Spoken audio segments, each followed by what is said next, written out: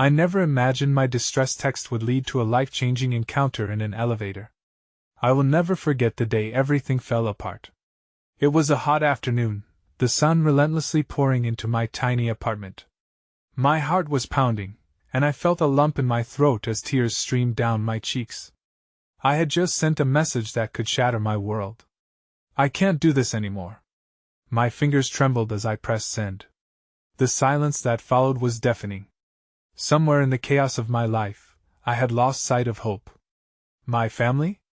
They were miles away, absorbed in their own issues.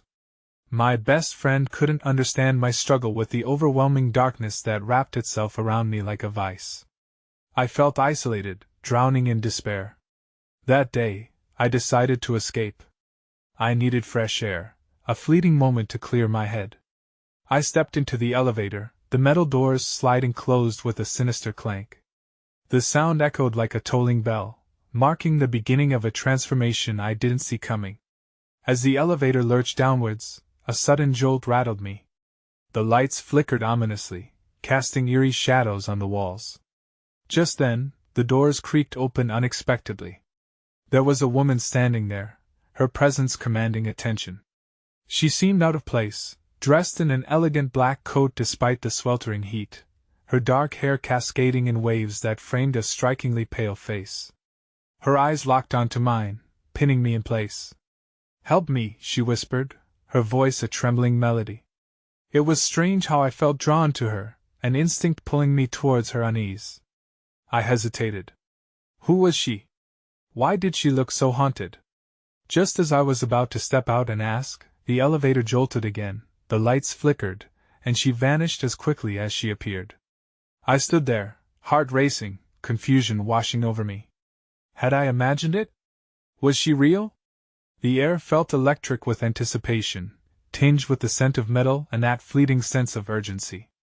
I couldn't shake the feeling that she was a messenger, maybe someone who could turn my chaos into clarity. Just then, the elevator lurched to a stop. The lights went out completely, the darkness engulfing me. In that moment, I realized that everything I thought I knew about distress, about reaching out for help, was on the brink of unraveling. I took a deep breath, my heart pounding in the silence. What awaited me next? Hey, before we continue with this amazing story, I need to give you an important heads up. Many subscribers have reported that YouTube unsubscribed them without warning. Take a quick second to check the red button below to make sure you're still subscribed to the channel. I'd hate for you to miss any of the exclusive content coming soon. And while you're there, smash that like button, it really helps me out with the algorithm. Oh, and tell me in the comments, which city are you watching from? I love getting to know every amazing person who's part of this community.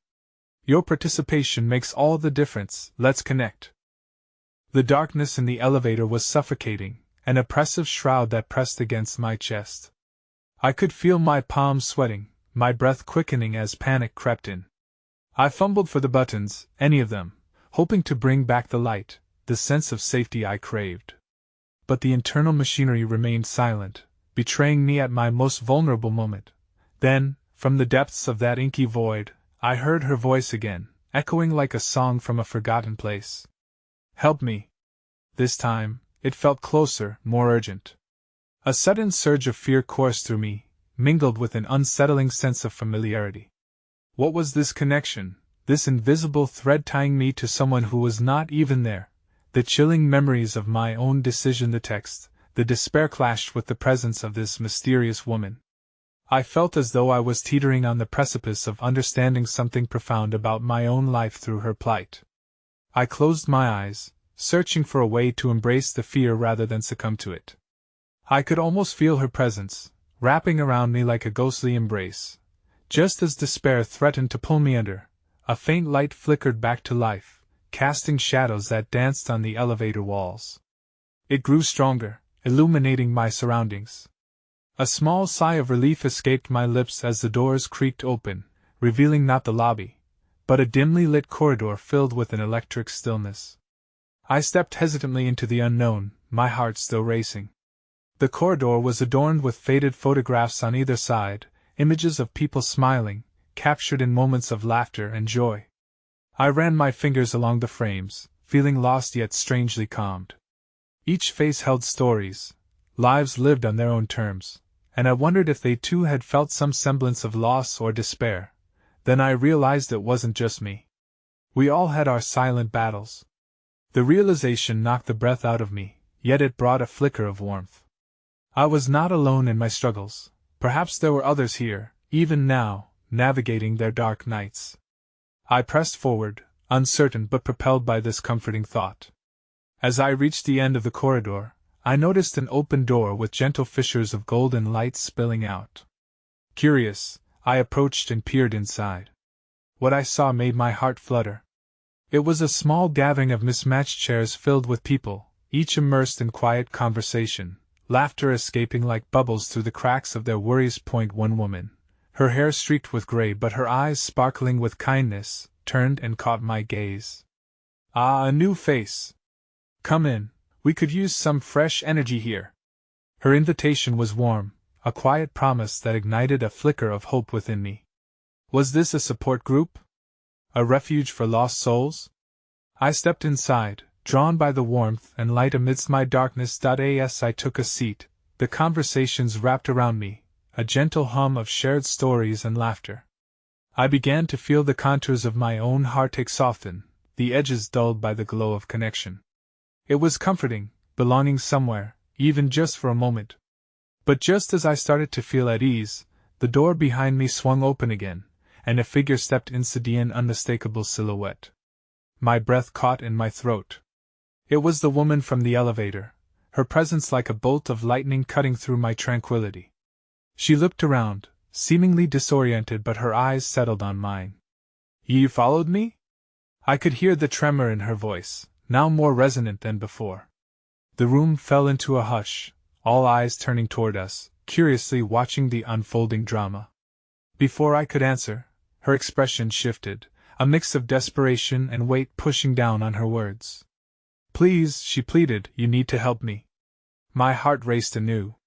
Why was she here? What was her story? And what could I possibly offer someone who seemed so deeply entangled in her own turmoil?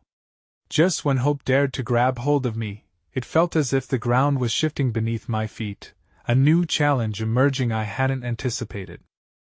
The warmth of the room suddenly felt distant, and a chill crept back in, whispering uncertainties that reminded me we were all grappling with unseen battles.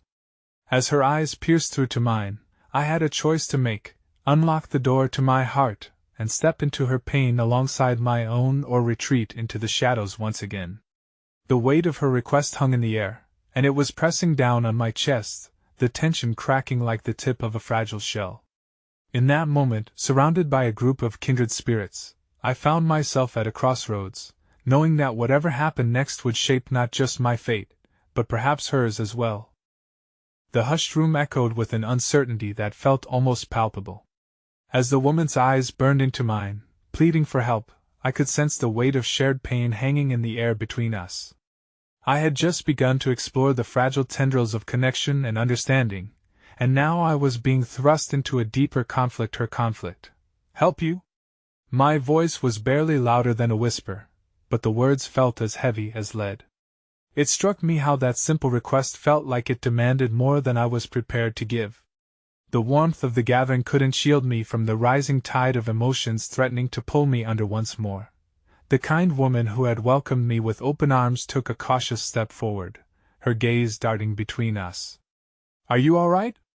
she asked, her voice soothing yet tinged with concern. "What's going on?" I don't know," I stammered, my eyes still locked onto the woman's. "I just saw her in the elevator moments ago." My heart raced, torn between the desire to retreat and a deeper instinct compelling me to lean in and understand. "I called for help," the woman said, her voice trembling, holding the air heavy with unspoken stories. "But I didn't think anyone would actually respond. Not like this." Her hands, shaking, instinctively clutched at her sides, fingers digging into her own skin as if trying to ground herself. "It's not just about me. I can't do this alone." A murmur of sympathy rippled through the room, and I could see the kindness reflected in the faces surrounding us. The woman who had greeted me stepped closer to her, a hand reaching out tentatively. You're not alone anymore, dear. We're here. For a brief moment, the icy grip of fear that had enveloped my chest began to thaw, just a few degrees. Could it really be true? A small part of me longed for the strength to believe it. Perhaps I wasn't the only one afraid. Perhaps she, too, was wrestling with demons as dark as my own. The stranger took a shaky breath and seemed to collect herself. I've lost everything, she continued, her voice still fractured, threading into the air like a frail melody. I am so tired of fighting. I thought if I disappeared, nobody would notice, but then I felt you in the elevator. Her eyes turned to me, filled with a desperate glimmer of something that looked like hope mingled with despair. And when I heard you, I thought maybe there was still a chance. Chance for what? I asked, stepping forward, my heart thumping loudly against my chest. What do you want from me? The silence that followed was heavy, as the room itself seemed to hold its breath. To know I'm not invisible, she replied, her voice breaking like glass. I want to believe that someone cares enough to help me free myself from this darkness. And just like that, my thoughts spiraled back. I too had longed for acknowledgement, seeking something more than the shadows that had haunted me. Was this the universe nudging us both together, two souls brought together by shared struggles? The kind lady beside her nodded, her gaze warm and understanding. You'll find that here, she said, glancing between us. We're all battling something. This group, we focus on togetherness. Anyone who walks through that door is welcome. We listen, we lean, and we heal. The flicker of warmth in the aftermath of her words grasped me, igniting an ember of hope. Maybe there was a lifeline here. Maybe, within the very act of reaching out, I could help her find the light she was so desperately seeking. But with that thought bloomed a new wave of fear. What if my own darkness was too overwhelming for her to overcome? Still, the thought of reinforcing the same isolation that gnawed at my own core pushed me forward. I stepped closer to her, extending my hand, trembling. We can try together. I don't know what to do, but I'm willing to figure it out. You're not invisible to me. Her gaze locked onto my hand, and for a fleeting moment, it felt as if life hung in the balance in that encapsulating pause. But just as she reached out, the door behind us swung open violently, slamming against the wall. A figure stood silhouetted in the corridor, backlit by the faint light, a man with an anguished expression, calling out her name, his voice a desperate plea that pierced through the room. Elsie. I've been looking everywhere for you. Time seemed to fracture. They stood on opposite sides of a rift I couldn't quite grasp. Her name, Elsie, echoed in my mind like a bell tolling with urgency. In an instant, the warm cocoon of hope dissolved back into uncertainty. Who was this man? What had he done to her? The icy grip of despair returned, and I could see the panic rising in her eyes. The flicker of resolve threatened in the wake of potential abandonment. Please don't go, I whispered, feeling a rush of protectiveness surge through me. You don't have to face this alone anymore. But would she choose me and this newfound bond over whatever havoc the man before us represented? Would I have the strength to support her as the shadows threatened to close in again? The walls around us echoed with unspoken fears, and there, in that fraught moment, I wondered if we could both truly escape our battles, or if our encounters were destined to unravel everything we'd just begun to build. The atmosphere in the room shifted rapidly, heavy and charged like the moment before a storm. Elsie's expression darkened as she looked at the man who had burst in, her previous glimmer of hope quickly snuffed out by the recognition of his presence. Panic flared in her gaze, and I felt my heart race as I stood there, straddling the line between their troubled past and the warmth of the potential future we had just begun to explore. Please, just let me go, she pleaded, her voice shaking, an echo of desperation that ignited a fierce protectiveness within me. I stepped forward instinctively, wanting to command the room, to banish the figure who threatened to steal away the fragile connection we had fostered moments ago. But he didn't back down. You're not safe here, Elsie. You need to come home with me. I can help you, he declared, his tone oscillating between urgency and anger, a man fraying at the edges. Home? She scoffed, her voice sharp and defiant, but I could see the hint of a fissure beneath her bravado. You call that a home? You've made my life a living hell. "And not going anywhere with you." I took another step forward, willing to shield her from whatever darkness lingered in his shadow. "You don't have to go with him, Elsie. We can talk about this. Whatever happened, you're not alone anymore." The words stumbled out, though I wasn't entirely sure of their power. My heart felt heavy with my own uncertainties, yet I clung to the hope that I could be an anchor for her, a source of light in her turmoil. The woman who had welcomed me into this circle stood beside me, radiating calm. "You're in a safe space now, Elsie," she said softly, her voice a balm against the cutting tension. "You can choose. No one is going to make you leave." But even as she spoke, I saw the internal struggle playing out on Elsie's face, a battle between the familiar grip of fear and the promise of something new. "You don't understand," she whispered, her voice cracking. "It's not that simple. He always comes back. I can't escape this. Is this how you want your story to end?" I asked, desperate to reach her. "Running forever from a life you didn't choose? You deserve to have your own voice." In that moment, I saw a flicker of something behind her despair. The way her eyes darted toward mine, searching for the truth of my words, and I hoped she could feel the sincerity radiating from my heart. The man continued to plead, his face contorting with frustration. "Elsie, please. I'm worried about you." "Worried about me?" She spat back, bitterness lacing her words. "You're more concerned with controlling me than my well-being." The air thickened with tension. This wasn't simply a confrontation. It was a reckoning, a moment where the weight of past choices collided with the present's flickering hope. I could feel the heaviness of the room signaling the world's uncertainty, but within me swelled a resolve. I wasn't simply going to stand by while she slipped back into a life that felt like shackles. "Whatever past lies between you two, it doesn't have to dictate her future," I declared, my heart pounding. "Let her choose her own path. You can't make that decision for her." As the tension crackled, the room's energy shifted, drawing in sympathetic courage from those around us. I felt the warmth of encouraged support bloom beside me, bolstering my conviction. They believed in her. Could Elsie believe in herself, too? "Do you really think I want this?" Elsie murmured, her voice barely a whisper and shaky as she took a step back from the pounding clamor, the dual conflict of the man who knew her history and the reality she desperately longed for. An imperceptible shift unfolded within her, the flicker of a decision waiting to ignite. But before she could speak again, a chorus of distant sirens began to wail, growing louder, creeping closer with an unsettling clarity. An ominous feeling settled over me.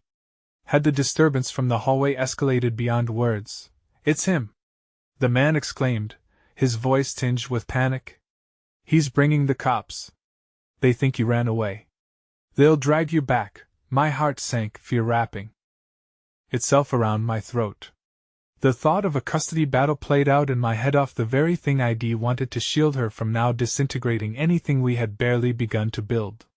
Her venturing back into darkness seemed inevitable. In that moment, Elsie's eyes locked with mine, and it was as if time suspended between us. I don't know what to do," she cried, the anguish of indecision tearing her apart. It was a moment of pure vulnerability, an unmasking of fear that resonated with my own. Suddenly, an unexpected hand reached out, a gentle touch on her shoulder, grounding yet uncertain. The kind woman from earlier spoke with calm authority.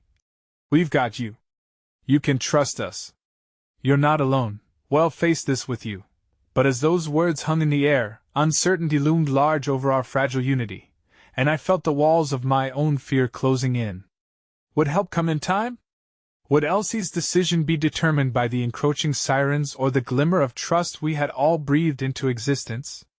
The swirling chaos of emotions felt like a storm ready to break, and I held my breath, teetering on the precipice of what would come next.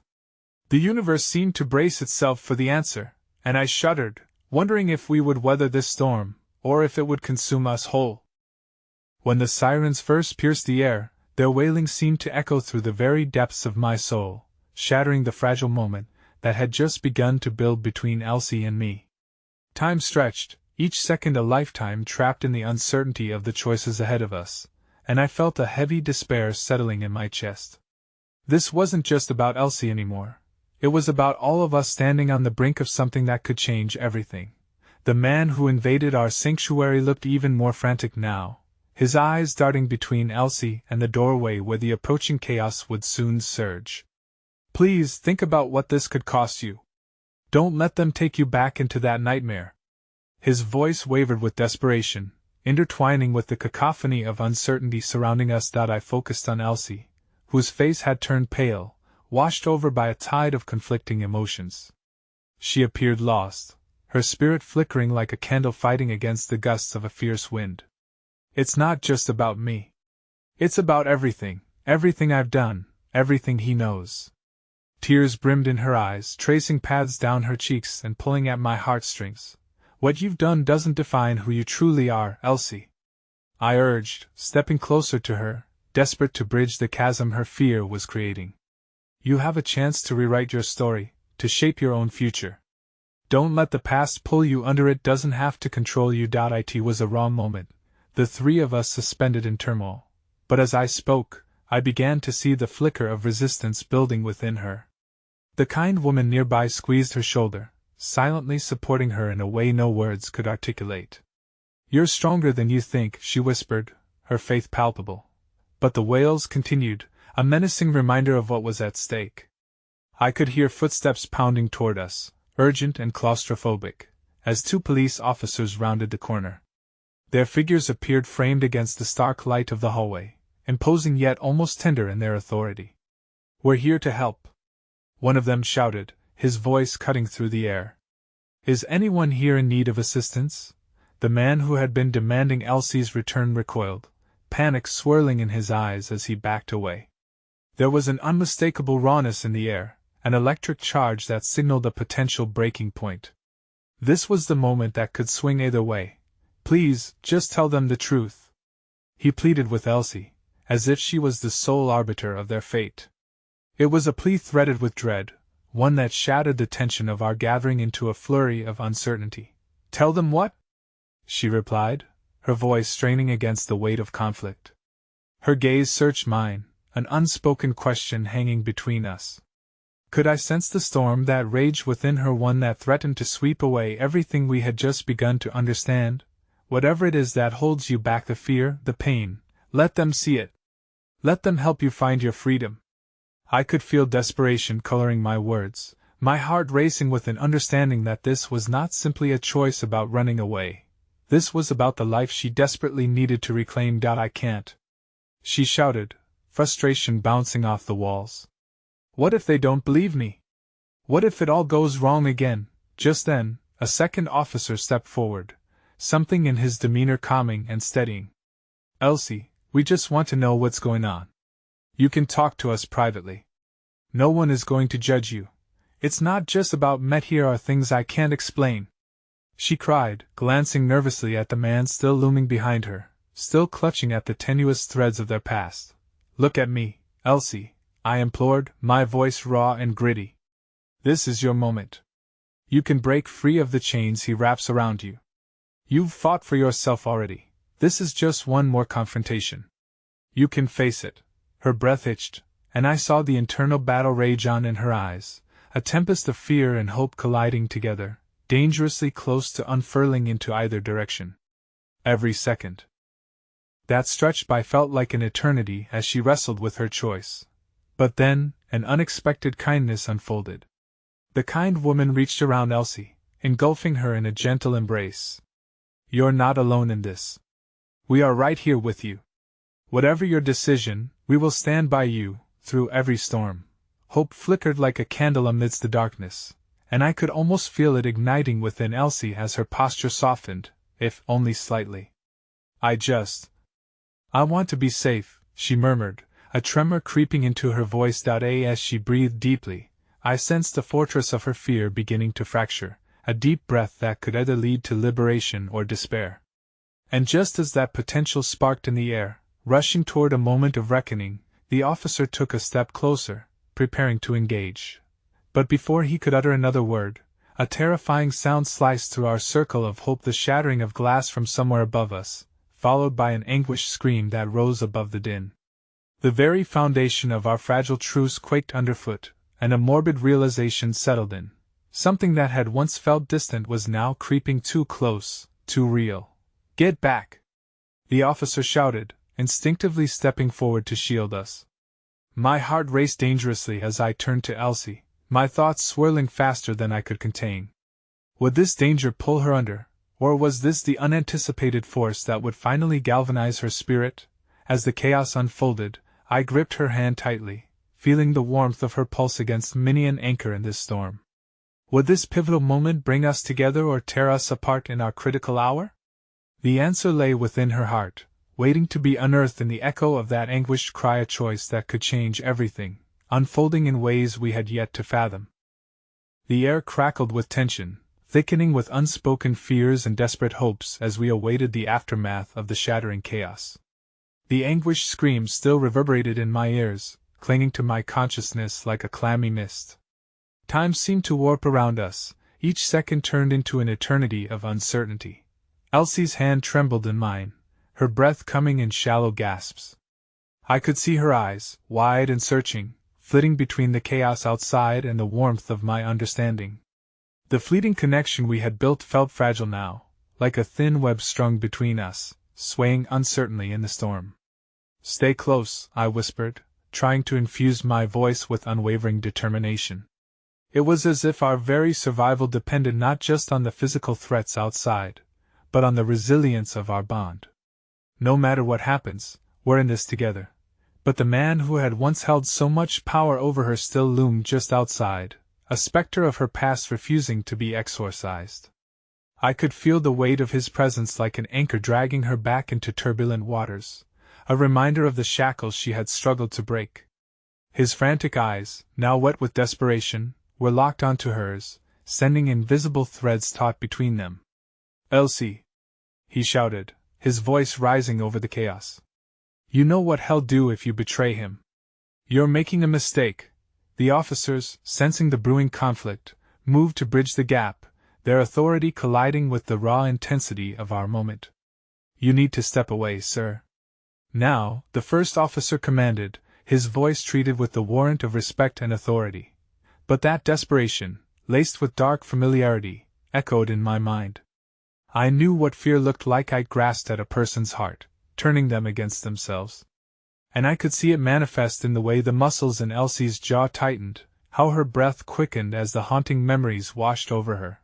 "Think about everything you want, Elsie," I urged, my palm enveloping hers. "Your future is waiting, but you have to push through the darkness to reach it. Don't let him control you any longer." The officers took a step closer to her, creating a barricade between her and that past that threatened to reel her back in. "We're here to protect you. If you need to talk, we can do it in a safe space. No one will judge you," the second officer added softly, his gaze unwavering. But Elsie's resolve wavered, a flicker of indecision crossing her features. I knew I had to structure my words with delicate care, like crafting a lifeline in stormy waters. "Remember the woman who supported you? The kindness you felt? That's real. Trust it," I encouraged, my heart aching to lend her my strength. Just then, the sound of footsteps echoed from the direction of the chaos. Sirens shrieked closer, drowning out any remnants of calm. An overwhelming wave of dread washed over me, realizing that whatever danger was approaching could snatch away the glimmer of hope we were precariously clinging to. "I can't," Elsie murmured, her voice barely a whisper, like a fragile bird ruffled by a gust of wind. "What if I lose everything? What if I can't escape?" In that moment, an unexpected voice punctured the surrounding noise, a voice filled with resolve. The kind woman stepped up, her gaze fiercely protective. "You can't lose what's already yours, dear. You were born to be free, to find your own path. Don't let anyone tell you otherwise," she urged, her eyes brimming with empathy and understanding. Unexpected warmth filled the tense air as the woman's conviction clashed with the fear emanating from the man now pacing in agitation. His agitation turned to anger, a flicker of danger igniting behind his eyes. The officers could sense it too, their bodies tense, poised for action as the atmosphere thickened with uncertainty. "Leave her alone," one of the officers shouted, stepping forward. "Elsie deserves to make her own choice without fear of repercussions." The man laughed, a hollow sound devoid of warmth. Choices? You think she has choices? You think she'll walk away from the past? You don't understand what she will face. My heart sank further as I realized the intensity of the battle going on within Elsie's mind.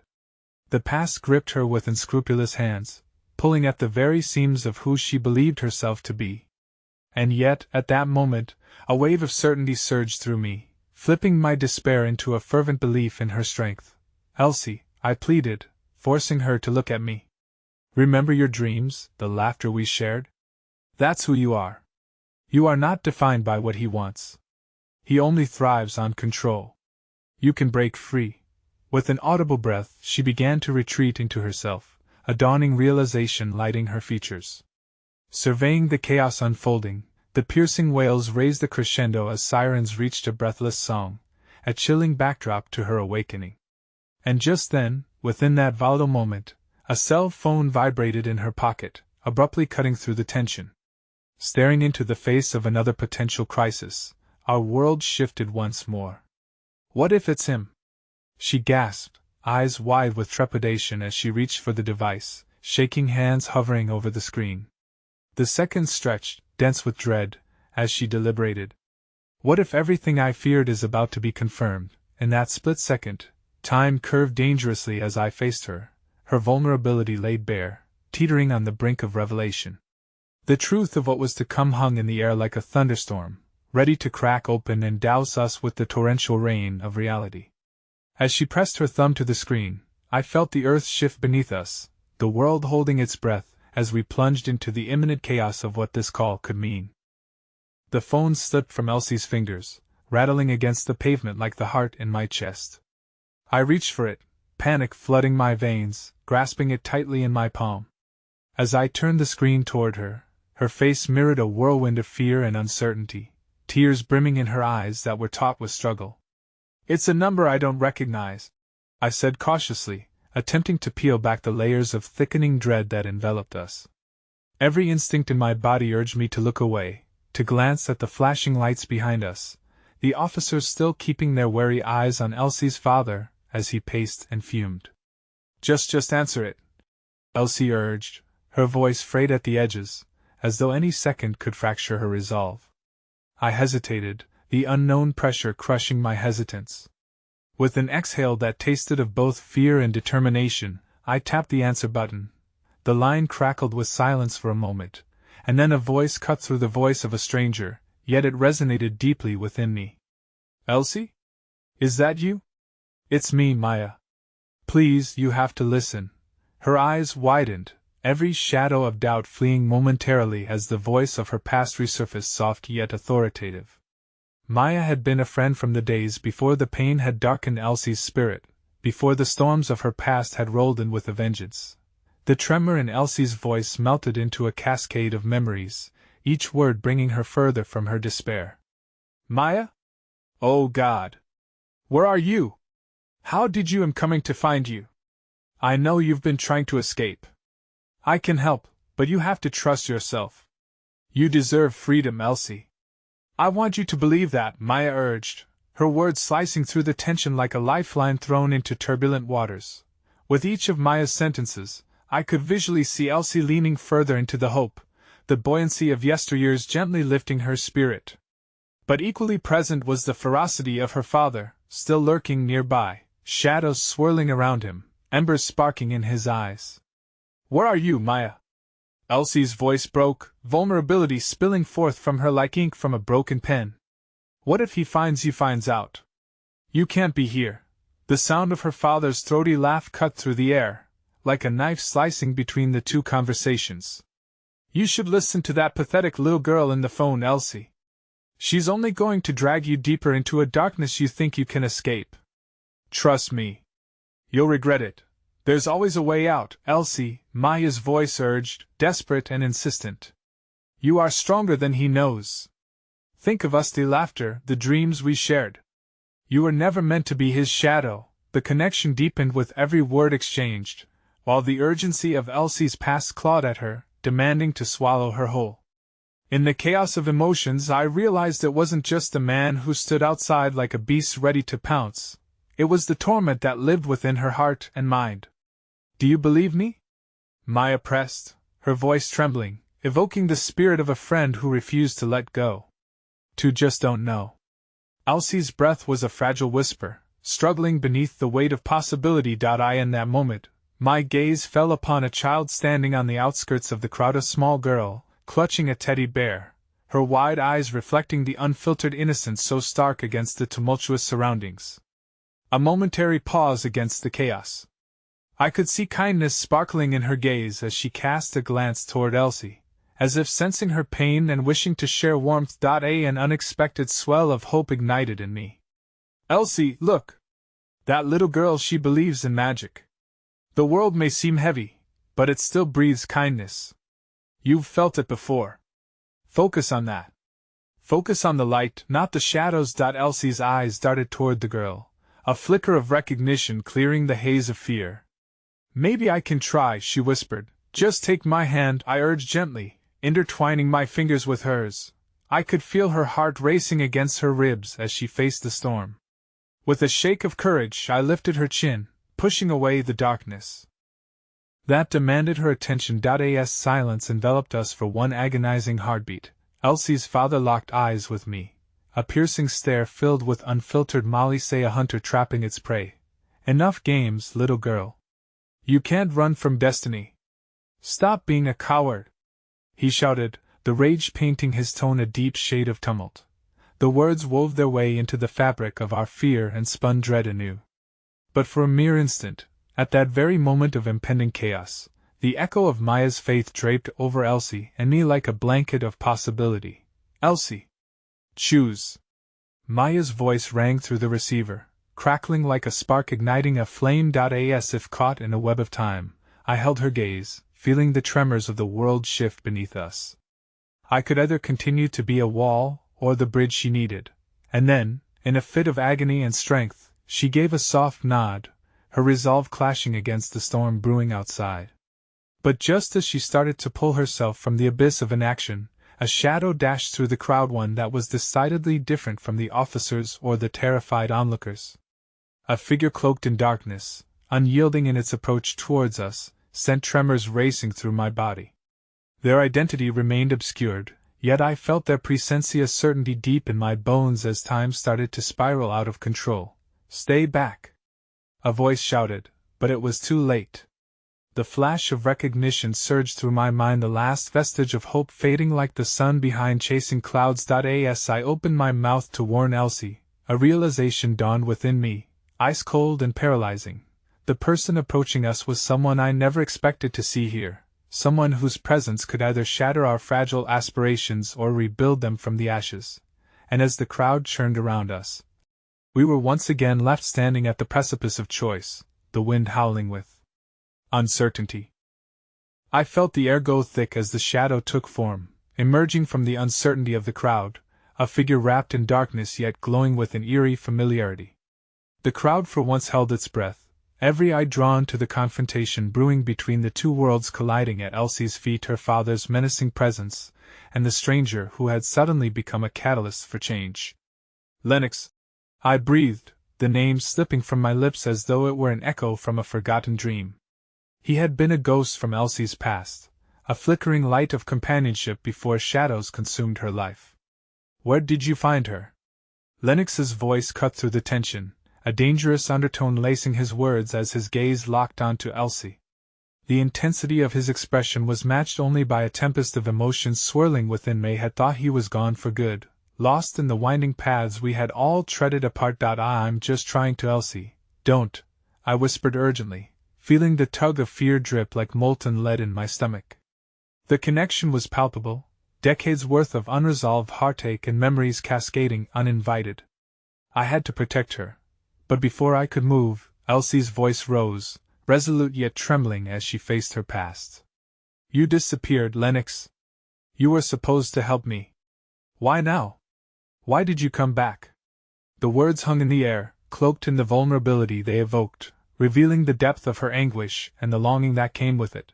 "Because I know what he's done to you," he declared, a steely conviction forging the words. "I've watched him destroy everything you once stood for, and I won't let him take you again.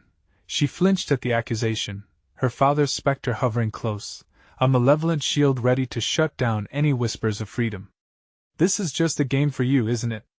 Elsie spat, an edge of anger slicing through her timidity. Like you think you can just swoop in and play the hero? I don't need rescuing, Lennox. I know where I stand. Dou. He challenged, and his eyes dripped with a desperation I hadn't expected. You don't even see that he's using you, feeding off your fear. Fight back, please. Tears streamed down her face, a deluge of conflict merging with the tension binding us all. You don't understand. You don't know how impossible this is. The rhythm of her heartbeat echoed sharply in the spaces between us. Don't give in to him again, Elsie. You must remember who you are. Who you can be. Lennox stepped closer, and tentatively reached for her hand, offering warmth and an anchor in the tumult. This shift felt monumental, like the shifting of tectonic plates beneath the world we knew, and I could sense Elsie wanting to reach for him, yearning to bridge the abyss that had opened between them. But then, like oil slick on water, her father's voice poured over the moment, igniting fury and pain in the air. You think you're worthy to be her savior? You're nothing but a fading echo. Pathetic. In response, her father surged forward, an embodiment of his relentless control and vicious intent. The crackling tension snapped like a taut string, and I instinctively pressed against Elsie, instinct battling the urge to flee or fight. Stay back! I shouted, feeling as if the walls of our fragile reality were closing in. She's not yours to claim. The crowd began to stir, whispers weaving through the movement, and a few bystanders stepped back, sensing the danger ramping up. That small girl with the teddy bear was gone, but now others were paying attention, ready for courage to flicker even in such darkness. I won't let you manipulate her anymore, Lennox declared, a fierce resolve flooding his voice. You think you can trap her?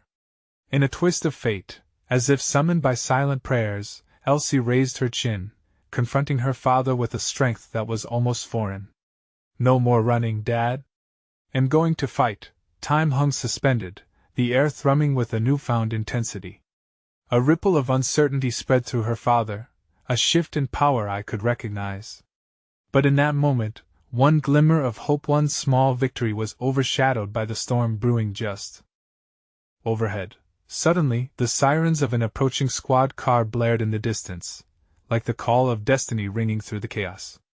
I glanced at Elsie, realizing just how precarious this moment was. Bravery and vulnerability danced on edge. Our choices now spun around us like leaves in the wind, unpredictable and wild. And as Lennox positioned himself to shield Elsie, the undeniable truth surged within me: her father's grip might not just shatter, it could obliterate the last fragments of hope we had dared to grasp. As the car rolled into view, I held on to one thought, a chilling recognition dawning.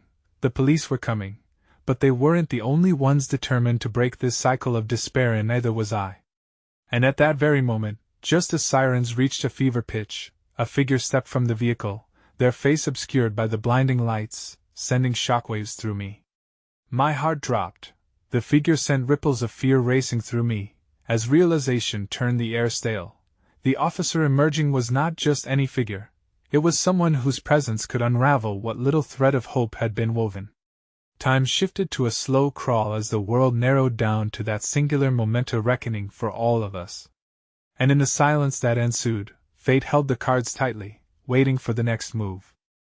The roaring of the sirens slowly faded into a haunting echo that left nothing but a charged anticipation hanging in the air.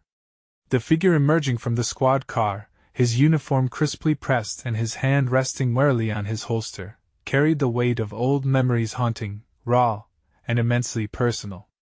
Detective Rylan, a name that had become synonymous with despair in our circle, cast his penetrating gaze across the crowd, landing squarely on Elsie. Rylan? Elsie breathed, disbelief lacing her voice. The surge of emotion in her cheeks betrayed her shock, and for a fleeting moment, I saw her resolve tremble, as if the ground itself had shifted beneath her. Leave her alone, I demanded, stepping instinctively in front of her once more. This isn't your scene, Rylan.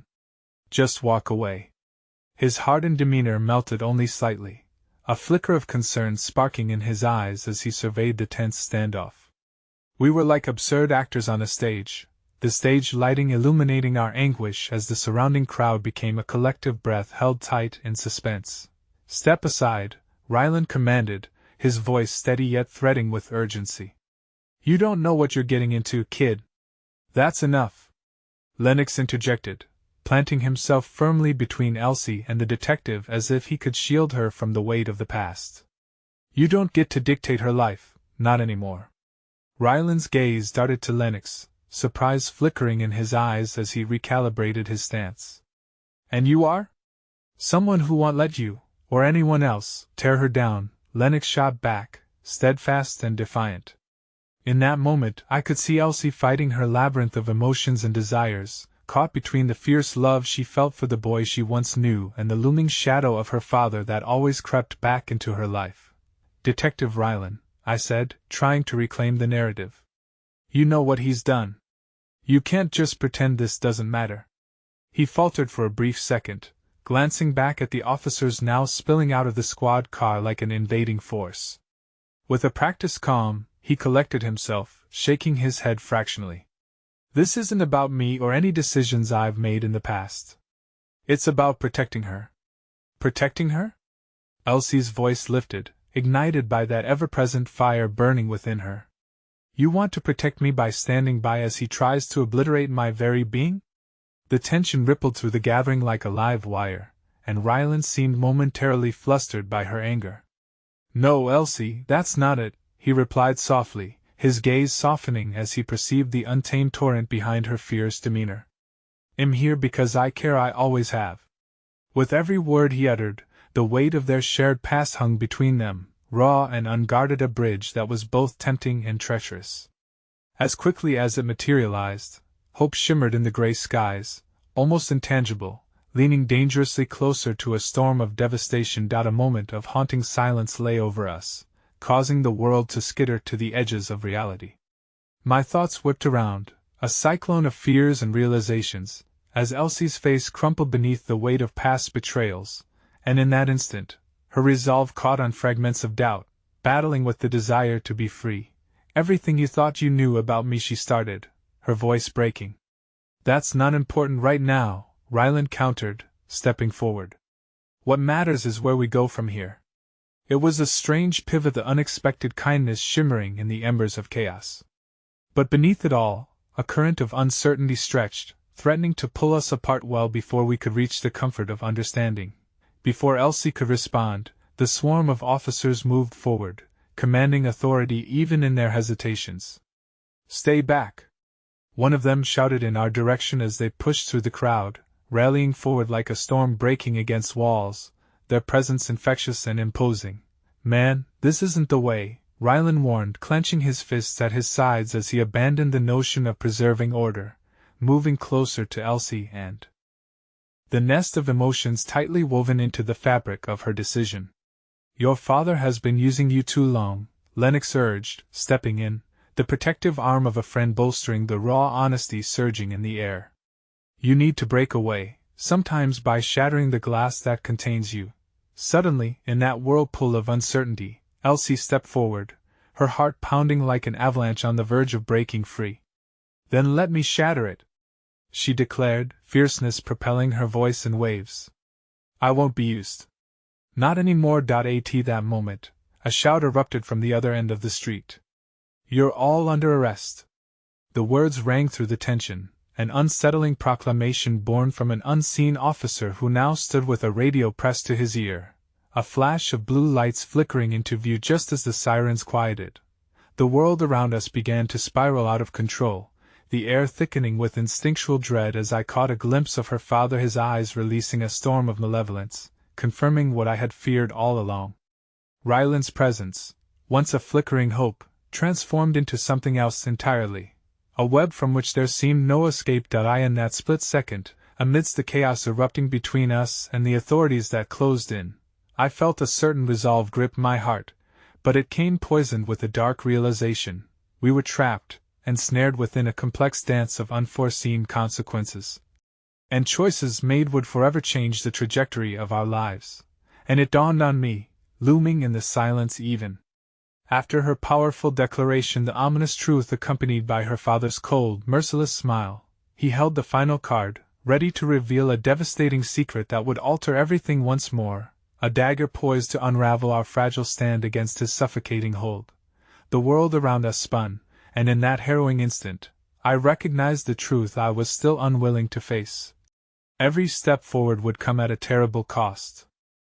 In the aftermath of her fierce declaration, a tense silence enveloped us, a collective inhale suspended in time.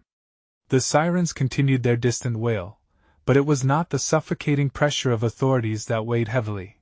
It was the uncertainty of Elsie's choice, the harrowing acknowledgement that the courage she had just summoned could shatter beneath the weight of old fears. Her eyes reflected a battling flicker of rebellion against the constraints of her past, but equally, the threat of it all crashing down around her, leaving nothing but despair. My heart raced, sensing the precarious position we stood in. The space grew thinner, almost electric, as if charged by the simultaneous currents of hope and trepidation that run through our veins. Elsie, I breathed once more, trying to break through the fog that threatened to encapsulate her once again. Don't let the ghosts keep you shackled. You are so much more than this moment. You are stronger than the darkness whispering lies in your ear. I stepped closer, reaching out to convey the fire I felt inside, anchoring my own strength to remind her of her light. A whirlwind of emotions crossed her face: confusion, fear, but there, too, was a glimmer of resolve, as if shadows were lifting just enough to reveal a path. I could see her grappling with the decision tumbling around us, a tumbling rock that could either alter the mountains or crash down beside us. But in that charged moment, my gaze flickered to the looming figure of her father, pure malice radiating from his presence, threatening to eclipse the warmth rising in her heart. Step aside, Elsie. You don't even know what you're doing, he said, his voice deceptively calm, riddled with the venom of control. I know exactly what I'm doing, she shot back, infusing her words with a steely conviction. I'm taking back my life, but at what cost? He retorted, his tone grim, aiming to peel back her budding armor. You'll regret this, just like you did last time. The taunt cut through me, and I felt the tendrils of fear clench at my heart. What had he done to her that would shatter her resolve? The past that haunted her swirled around us, invisible yet suffocating. But in that charged atmosphere, as officers edged closer, it became clear this was not merely a battle against her father, but a battle within her, a decision to break the shackles that he had forged in her psyche. She needed to find the strength to rise above his darkness. In that moment of dual confrontation, I turned back to her. Choose, Elsie. Don't let him have this victory. You are worthy of happiness and freedom. Trust that light inside you. It's there, and it's always been there. I could see the shimmering of the what-ifs all around us, the unblinking possibilities radiating like constellations in the night sky. The tenderness of each connection we had fostered now rippled outwards, a reminder of the resilience buried within us. I thought of that small girl who had silently witnessed this unfolding chaos, the innocence she brought, and I saw it mirrored in Elsie's eyes. Just then, a softness broke across her features, her shoulders easing for a second. I don't want to be lost anymore, she whispered, the tremor in her voice a soft plea against the bellowing storm. As painful truths began to surface within her. At that moment, the police officer closest to us stepped forward, suddenly aware of the deepening conflict. We want to help you, Elsie, he said, his voice sincere, yet underscored by the urgency of impending action. But you need to tell us the truth. Whatever your father has done, we can address it. You have the power to break free. And in that flurry of possibility, it was as if a dam burst wide open, spilling forth the long-buried depths of pain and fear, everything she had swallowed to survive. He took everything, she gasped, unable to contain the flood any longer. He tore apart my friendships, my family. He made me believe I was worthless. The words tumbled from her, each syllable a release from the cage that had enshrined her heart. Then let's change that narrative, right now, I urged, feeling strength surge in my soul. You are no less because of what he has done. You hold the pen that will write your new story, Elsie. Beneath the heavy weight of her father's looming presence, Elsie straightened, as if emboldened by the truth finally emerging. Each breath she took ignited a new flicker within her. "I am not afraid of you any more," she shouted, her voice growing stronger. "You don't own my life." As the police officers bore witness to this emergence of untamed courage, I marveled at the transformation unfolding right in front of Meth's very air shimmery with electric hope. But just as this moment of power reached its crescendo, her father recoiled, enraged at his puppet unraveling right before his eyes. Rylan moved forward to intervene, firm yet gentle. "This is your last chance, Elsie. You can walk toward freedom and help us hold him accountable, or remain in chains. Know that whatever you choose, we've got your back. There's no shame in reaching for help." Her eyes darted between me and Rylan, the walls of doubt crumbling. "Help," she murmured, the weight of the word carrying the whole world within it. The tide had shifted, and it finally felt like a dawning reality. Her defiance battered the walls of despair that had held her hostage for too long. In that breathless space, I could see both Lennox and Rylan standing firm to protect her, offering the chance she never thought possible, the option to step away from the ghosts of her past. And all of youth's very whisper of support and every moment of shared pain had led to this pivotal moment, one that reflected the strength simmering beneath her surface. "Then I choose to fight for myself," she declared, voice resonating with hard-won conviction. What might have once appeared insurmountable now glimmered with resolve, her spirit unwinding from the noose that had bound it for far too long. As she took a trembling step forward, something snapped in the atmosphere. Her father's face darkened, pure malice blazing through his eyes as he lunged. "You will regret this," he howled, but before he could close the gap, the officer surged in, creating a protective barrier and impenetrable wall of unwavering support, rallying behind Elsie's courage. The finality of that moment erupted like 1,000 fireworks in the background, illuminating the darkness, shifting the narrative for us all. As her father was apprehended, chaos turned into determination, and with it, all the shadows that had once smothered her spirit began to recede, offering space for time to reshape itself. Wrapped in the warmth of unity, I watched as she exhaled, devouring in relief with tears cascading down her cheeks. This was not the end, it was merely the start of a triumphant ascent toward rebuilding a life she could cherish, filled with the friendships that could now flourish, unhindered. The laughter of lives intertwining expanded in my chest, echoing the whispers of hope that carried us forward as we forged into a future that was still being written. And then, as we stood together, hearts beating as one in the midst of newfound possibilities, I held Elsie's gaze, understanding that she had chosen to reclaim her story, not just for herself, but for everyone still lost in the darkness. "Let this be the beginning," I whispered softly, and in that moment, I believed it to be true.